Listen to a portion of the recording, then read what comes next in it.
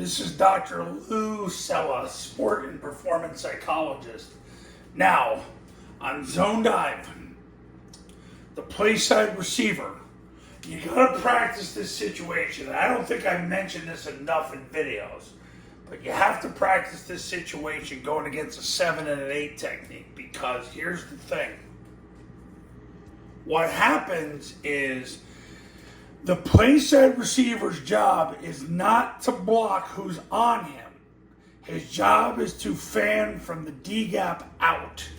The D gap starts at a 9 technique and goes from there. So if he has a 7 technique on him, he's not blocking the 7 technique. He steps with his inside foot. He gets up the field. That's the key. He gets up the field. His heels are going to be past the heels of whoever is in the D gap, which could end up being the corner. And then he'll anchor down with his right knee, right hand, 4 inch northbound steps. But you want to practice this, coaches, against a 7 technique, so they realize they don't block the 7. The 7 gets delivered to the A back. And if the 7 technique wants to try to invade the wedge, the A back will 2-hand slam him, and that'll be that. You also want to practice it against an 8 technique, because an 8 technique does not belong to the receiver. There is one exception. So you've got the receiver step, in this case, if it's zone dive to the left with his right foot first, he gets up the field. He'll get his heels past the heels of the D gap defender, and then he anchors down with his left knee, left hand, 4 inch westbound steps. Let's say as soon as he does that, the 8 technique immediately widens, then goes from being an 8 technique and decides to slant outward and become a D-gap player. Then the receiver would fan him. But let's be honest, if he's slanting out, he's not making the play on zone dive, so really the receiver can simply just climb up the field and anchor down on whoever's out there. The whole point of what the Playside receiver does on zone dive, his goal is to make sure nobody folds back inside to take the dive. That's what he's trying to do. He doesn't want the fold player to come back inside. So you do want to practice this against a 7 technique and an 8 technique. The same thing if you run heavy zone dive with the heavy tackle. You want to practicing, especially against an 8 technique, that he's got the D gap defender. His job is not to block an 8 technique. His job is to block the D gap defender. So that's what he's doing. His job is not to cancel a 7 or an 8 tech. They get delivered to the quarterback, or to the A back, excuse me. So practice those situations when you install the zone dive.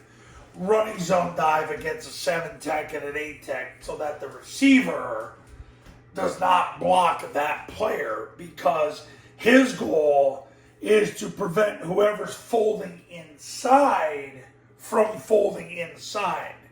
And the thing you've got to remember, and I've emphasized this so much in videos and to my clients, is if you watch Air Force do it, they step with their inside foot first, they get up the field. They're not attacking the D-gap player. They're getting up the field with their heels are past the heels of the D-gap player, then they anchor down. That's it.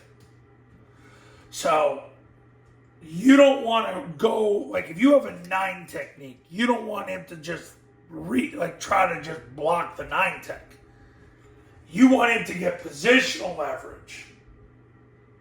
And honestly, 95+% of this is positional leverage. The other 5% is if he tries to squeeze down, you're anchoring down to prevent physical leverage, that he comes back inside and makes the play on the B-back. So that's the Playside receiver's fan block. Practicing it against a 7 or an 8 technique.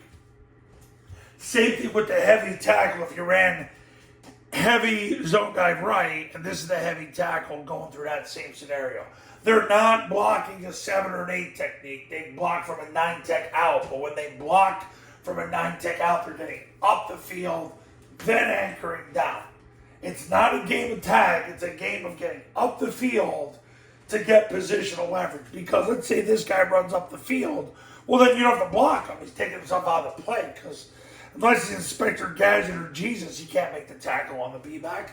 Heck, Inspector Gadget would have a tough time with that. So, anyway, Playside receiver versus 7 and 8 technique on zone dive. That's how it goes. Work that situation in 2024. Coaches, you want to win big in 2024, pick up the phone and give me a call. My number's on the thumbnail of this video, so is my website.